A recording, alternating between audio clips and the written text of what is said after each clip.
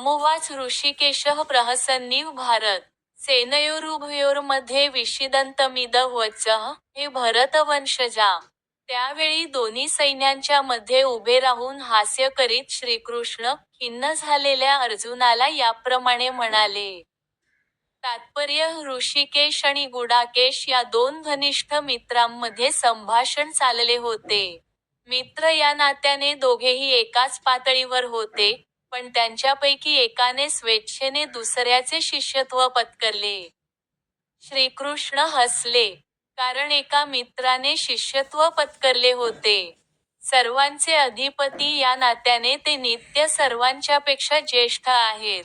तरीसुद्धा भक्तासाठी भगवंत हे मित्र, पुत्र किंवा प्रियकर यांपैकी कोणताही संबंध ठेवण्यास सदैव तयार असतात. पण जेव्हा त्यांचा गुरु म्हणून स्वीकार करण्यात आला तेव्हा ते गुरु बनले आणि शिष्यांबरोबर त्यांनी गुरुप्रमाणेच गंभीर संभाषण केले. असे दिसते की, गुरु आणि शिष्यांमधील संवाद सर्वांच्या लाभासाठी दोन्ही सैन्यांच्या मध्ये प्रकटपणे चालला होता म्हणून भगवद्गीतेतील संवाद हा फक्त विशिष्ट व्यक्ती, समाज, जातीसाठी नसून तो सर्वांसाठी आहे आणि त्याचे श्रवण करण्याचा मित्र अथवा शत्रू दोघांनाही समान अधिकार आहे.